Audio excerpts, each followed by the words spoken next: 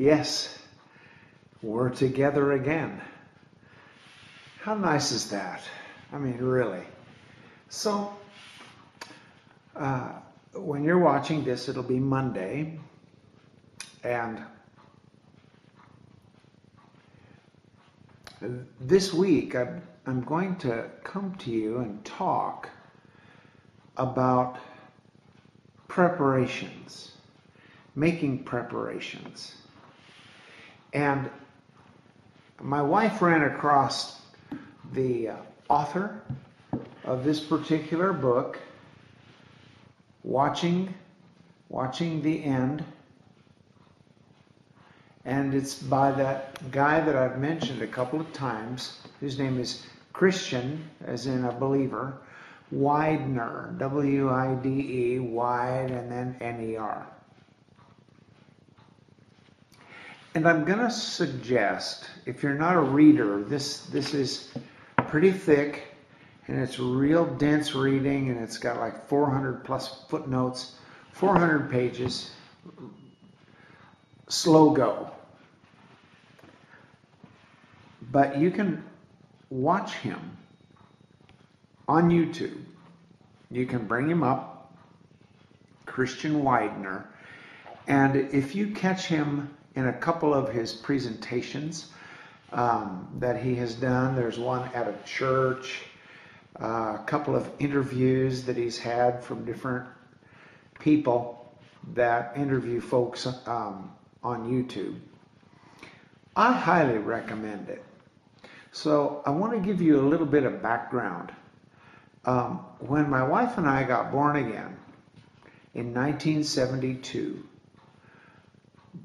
other than the Bible, the heavy hitter book popular at that time was one written about the end times.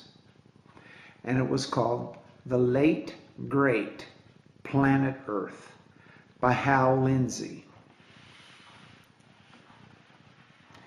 And all of us ex-hippies, if you've ever seen the movie Jesus Revolution, that was us, my wife and I. We weren't in Southern Cal, but we were swept into the kingdom of God by that mighty move of God amongst us. LSD dropping, pot smoking, tune in, turn on, drop out folks. And we read that book, and it's very popular. There have been numerous editions because some predictions were made in the earlier editions about when Jesus would return. I think that the book falls into what's generally called pre-tribulation rapture. So the 7 years of tribulation mentioned in the book of Revelation, last book in the Bible, many people that hang their hat, I shaved it all off today. It's pretty bright. I better put it back on. A lot of people that believe in a pre-tribulation rapture hang their hat on several scriptures. One especially is that God has not appointed his children to wrath. And so generally people think the wrath of God is that 7-year period of time. This particular fellow, he puts the rapture somewhere at the very end of the 3.5 to 4 years of tribulation, because things are going to get really, really bad in the last 3 to 3.5 years of that time period. So it's worth investigating, really. And there's numerous parables that Jesus told about being ready and being watching, because for many people, when they think peace and safety and Jesus really won't return, that's when people are caught unawares. It talks in the Old Testament about the people in Noah's day. They were marrying, they were giving in marriage, life was moving along until Noah, his wife, 3 boys, 3 daughters-in-law entered the ark. God shut the door, and that was it. So there will come a time when Jesus returns, and we're exhorted to be ready. So, what does that bring us to? When we got saved in 72, I started to feel like I wanted to go into ministry, go to a seminary that was spirit-filled. We prayed, and Oral Roberts University in Tulsa, Oklahoma seemed to be the direction. We sold a house, made money, moved back there. We were back there for 3 years. It's a long story. It's a testimony. But prior to going, one of the big prayer projects that I had was, will I be sitting in a seminary when Jesus returns? He could come back any second. That was the mindset that we all had. And so it was a real tussle for me to think about that. But if it's the will of God, when Jesus returns, you want to be doing the will of God. So I just thought, okay, fine. And there was a prediction made that Jesus would return in 1988. And one of the reasons that year was settled on, Israel became a nation in 1948.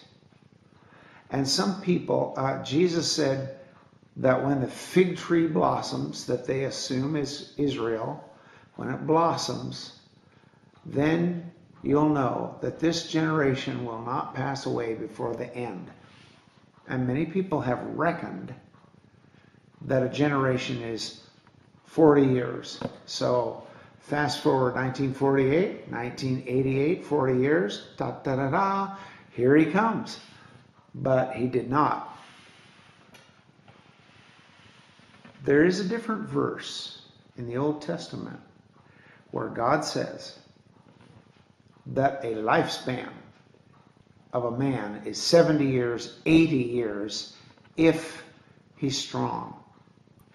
And so from 1948, 80 years takes us to 2028.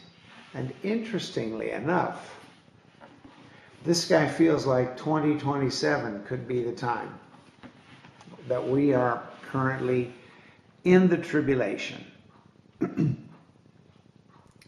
That the clock, the last 7 years, started ticking in 2020. And it's quite a case that he makes. And he's not predicting. He says, witnessing the end. So we are watching. Now, all of the Pharisees missed Jesus, his first coming. They just missed it. There were 2 people that were ready, and they were old folks that were prayer warriors. There was a man named Simeon, and when Mary and Joseph came to dedicate Jesus at the temple, he saw him. He said, that's the Messiah. Can I hold him? And so he did. And then there was a very, very old woman that served the Lord with fastings and prayers. She'd been a widow for a long time, Anna. And she recognized Jesus. So I want you to take heart today. If you're watching and waiting, expecting and living, waiting for Jesus, you won't miss him. You won't miss him. It'll be okay. It's going to be all right. Take heart. Serve the Lord with gladness. Okay? That's the beginning of this week.